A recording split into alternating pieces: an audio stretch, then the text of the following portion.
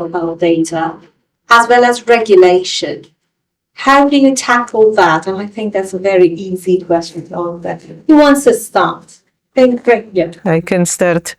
You talk to patients and population, and this is being done by Scottish Government and by many others. There are groups in the population who either volunteer, are chosen, are asked. I think a report will be soon published from such analysis of how people want us to deal with their data. From my experience and everything I heard, it seems that patients, populations, normal volunteers are very happy that you use data for benefit of the population, of development of research, health, but they don't like when you sell data. And here we might differ with many people elsewhere, even within the UK, who believe that this is something great that they can sell. In Scotland, we've never done it. Everything has always been done with patients' permission, through GP, etc., very cautiously, and we've never had a problem. You would be aware, those of you who read the papers, and I'm sure you all do, that there were problems in England. I think we need to be very careful how we handle health data, and we need to listen to people whose data we're dealing with. Anyone wants to add? I was just going to add that, thank you so much, that when projects are conceived, we have a discussion about the appropriate ethical approval route, as I talked about LPAC for Safe Haven, Caldecott Guardian, or specific REC approval. REC approval now mandates that you have to have feedback from patients and the public on your proposed research, but it's really about communication. You need to make sure that you clearly and in a language that people will understand, communicate with the appropriate patient groups and get their feedback.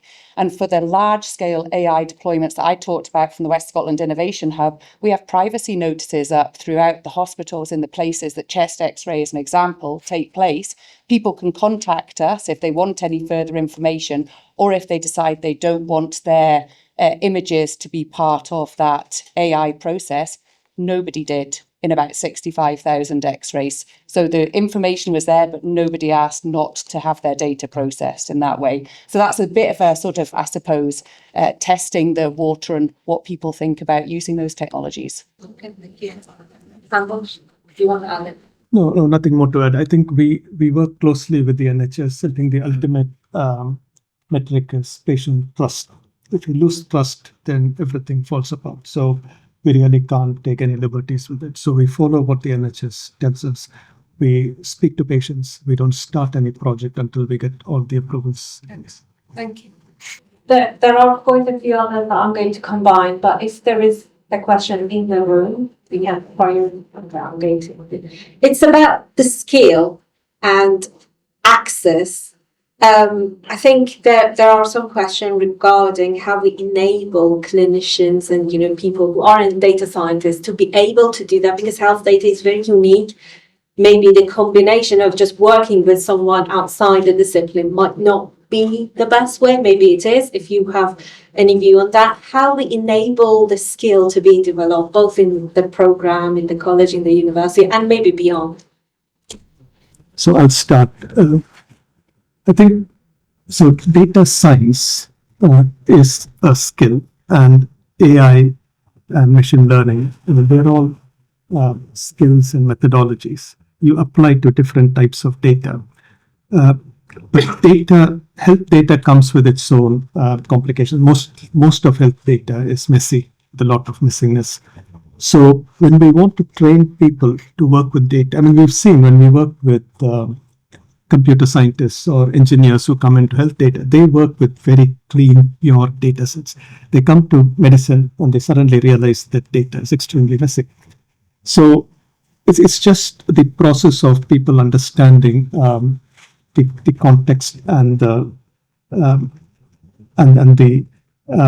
multi-modality of clinical data for them to make decisions and interpret it. It's not a single data set. So in terms of training, what we want to do is first improve access to data. But more importantly, the first step is improving understanding of the safeguards and the guardrails that are required for clinical data analysis. This topic comes from clearly standard health informatics, statistics, and data science principles. Chris. So I was just going to add, I think there's a component of just demystifying data science and AI for many people, and ultimately often make people just intelligent users. Not everyone has to be the expert. And I think this is true across multiple sectors, whereby people know that this is important, they know they need to understand it, but it's difficult to access, and we need to make it more accessible. So they're asking the right questions, they're employing the right people, but then there's not everybody has to be the expert. And I just make that comment.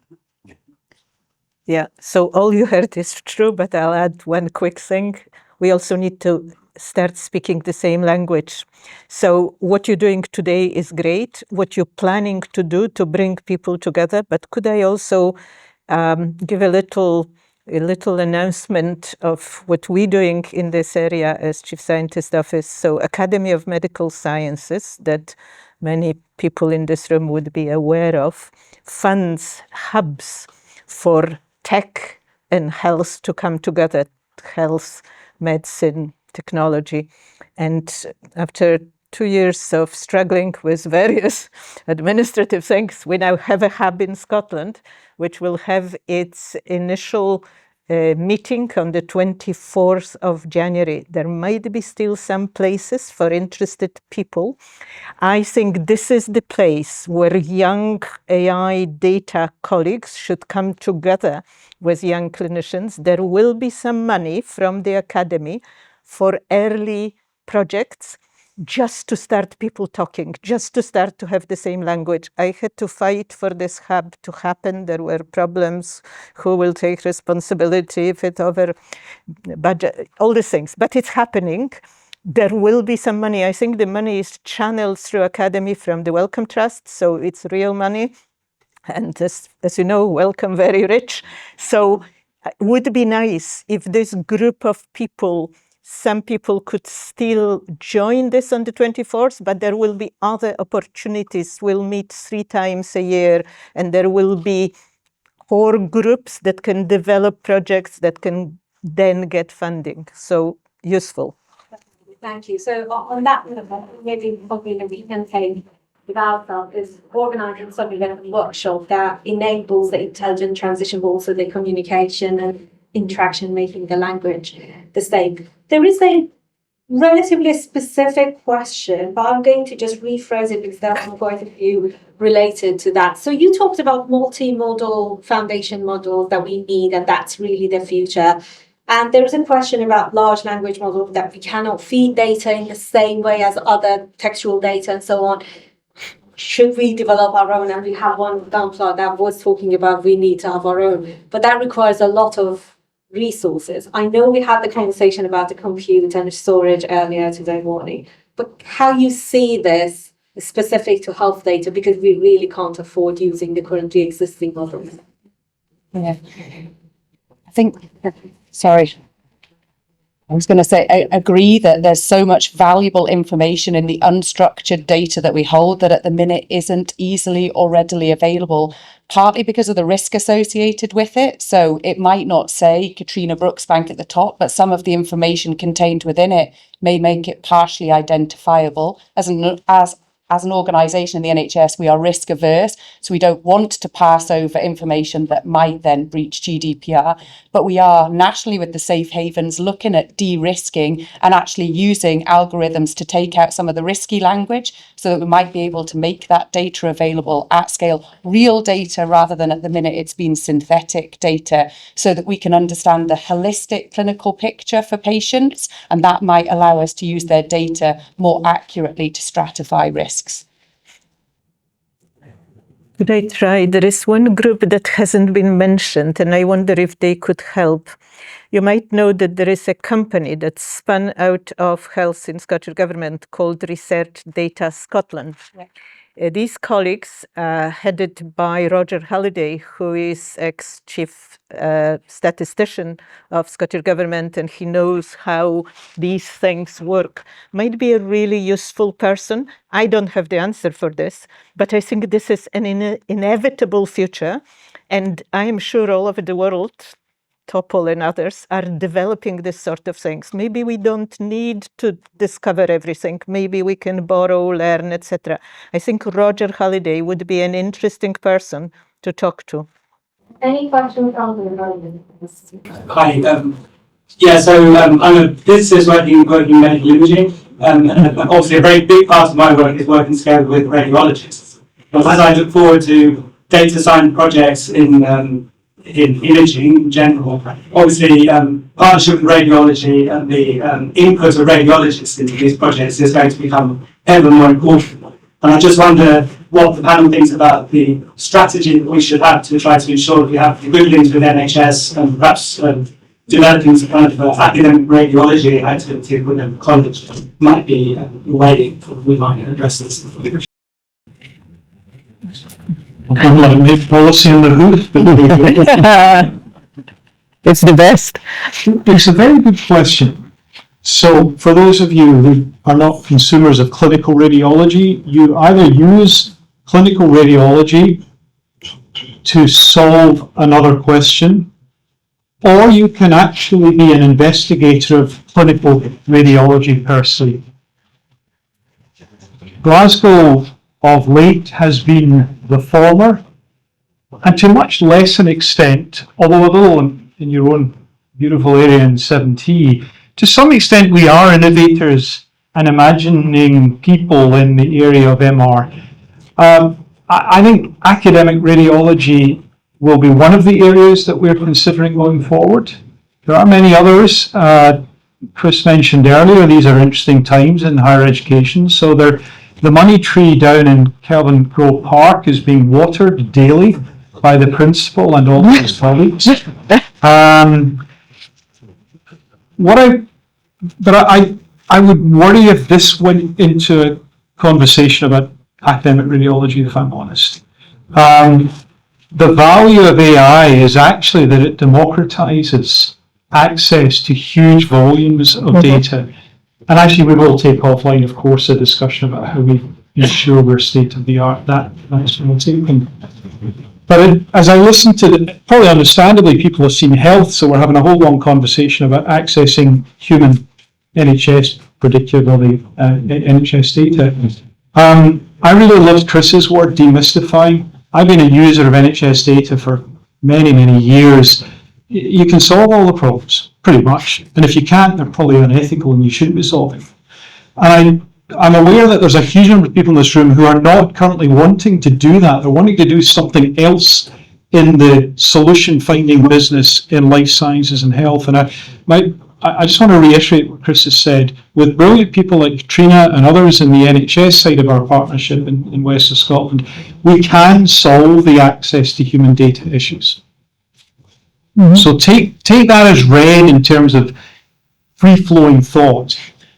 But also, please, if you're here with an interest in resolving large data sets, be they imaging derived, be they pathology derived, thinking of John's incredible work and the team around you, John, or be they simply generated from four-dimensional spatial tissue resolution, which I actually think is going to be one of Scotland's USPs because we're very good at it and we can follow real people in real time far better than almost any other country, and I made that point, and I think we should capitalise on it. So it doesn't really matter where you are in our discovery ecosystem, in the room or online.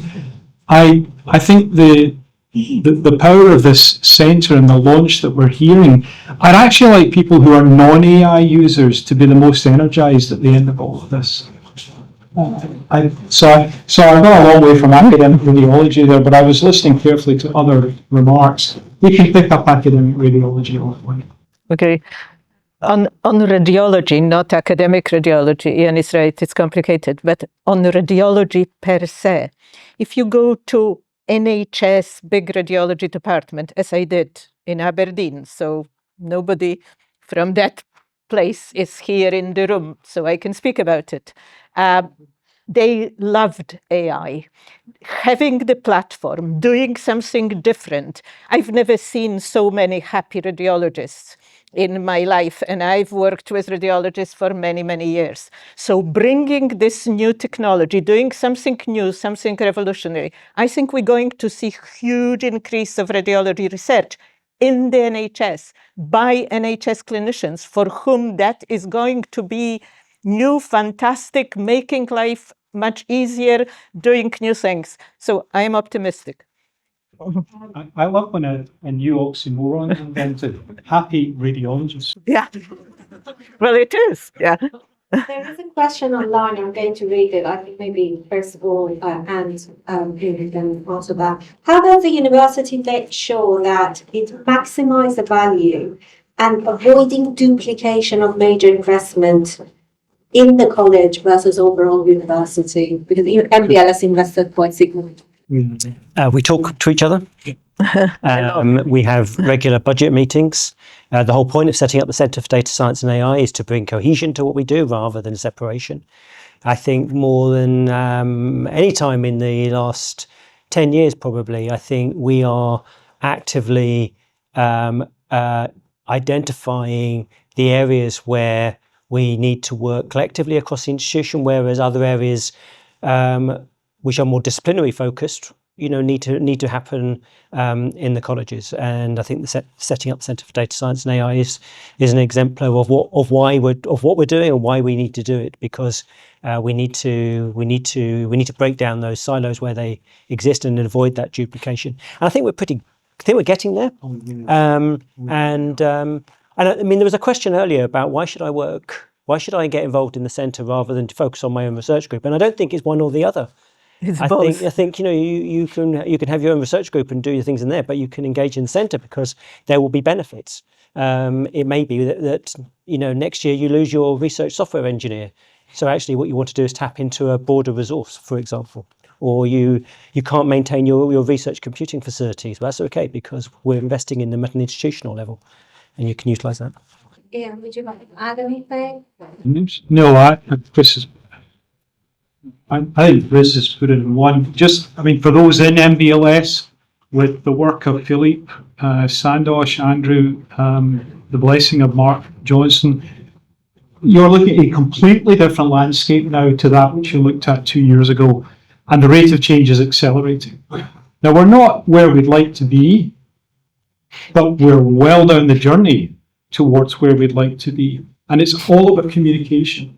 So if you find yourself in a room complaining about this, get out the room and go and talk to Sandosh or Andrew or Philippe or one of the team, because honestly, at the moment, we're in problem-solving mode. So please just engage. And just before we go there, just one thing to report to the colleges, like you kindly invited us to the exec meeting, and also Jerry is quite heavily involved. So that sort of duplication is also handled at lower level, not lower, but different level. We really need to move on, but maybe one or two final questions. A quick question. And I'll have the microphone. Well, to save time, I can just sorry. I think they decided, so I'm not really. Fiona, about the nature of the data that you hold. So especially in relation to multimodal data analysis. So how diverse is the imaging data? So do you have other classes of data such as fluorescence microscopy? I think there was an indication that you have spatial biology data and also genomic data. And other classes of data that one would need in a true multimodal integration pathway. So it will depend, if you mean data we hold in the NHS, it will depend on what diagnostic tests have been done for that particular patient cohort, whatever it might be. The Safe Haven doesn't hold, so in the Safe Haven we don't hold all of our imaging data because that would just be a huge repository. What we have is sort of coded data, structured data, But what we can do on a project by project basis is look to get appropriate governance approvals to link the safe haven data with imaging data that we de-identify, but then link back to what we hold as that structured data. So radiogenomics, Ruth's one outside now, but it's a really good example through the Living Lab that we've got cohort data, which is much more multimodal. So we've got a lot of imaging data, PET scans, CT scans for patients with non-small cell lung cancer, which we've put into a safe Glasgow University held research database with devolved ethics that other people can apply to access that one group. It's about 1,200 patients, and the ability that we can refresh that data in the future. But that's done as a bespoke project on its own. So you can't access everything through the safe haven if it's complicated multimodal data, but we can speak to you about how you could access specific data that you might want. And there's also a data dictionary available online for Safe Haven, so you can look that and see what they do have easily or what would need to be specifically curated and de-identified and then linked. You wanted to add anything or? Katrina's done a great job at the moment, multimodal and NHS. The NHS will give you the data they have, but they don't sequence. They don't, by and large, do wide-scale next-generation sequencing, sequencing. It's coming, but it's not here yet. I think one of the things we really need to do better is socialise the beautifully curated cohorts that we do have. Yeah. In another life, I chair the oversight committee for the NIHR Biorepository for UK. It's England-based, that's why we have a Scot chairing it. It was like John Saville before me. Now, actually, I think we have better curated biobanks with the magic chi number that connects that tissue, be it a sequence, be it a tissue, through to the clinical trajectory for that individual who donated the samples. And it's using, and it's essentially multimodal, becomes four-dimensional. Nigel has done this beautiful job with the spatial, but we're now talking about 4 dimensions. Paracelsus said famously, the physician's greatest friend is time. And understanding change in time and state when we're into multimodal analysis is where we can really get our edge. And Scotland's an amazing place to do that. And I think it does need to be Scotland. Otherwise, the cohorts are too small. Yeah. And we're working very, very hard on your behalf to create a Scottish ecosystem at the academic level. Anna's doing a beautiful job similarly through the Chief Scientist's Office at the clinical level. We're working so hard to create consensus across the country so that the full power of Scottish life sciences and biomedical health can be brought to bear. Can I support what Iain just said? I don't think that will. Yeah, could I support what Iain just said and mention unmentionable normally in these rooms, but we have to. So Data Loch in Edinburgh, huge efforts to federate all Scottish data, and the next step of it to federate all UK data. This morning I stepped out, Iain did spot me, for a meeting on genomics, sequencing genomics, particularly cancer genomic data, so essential to everything we're discussing. I think we have an obligation to our patients. Many colleagues mentioned this during their talks, to give this data to the best researchers to get ahead. But it has to be federated, it has to be bigger, it has to be as big as we can, as much as we can do. Thank you very much. I think on that note, I appreciate that. That's always a good sign.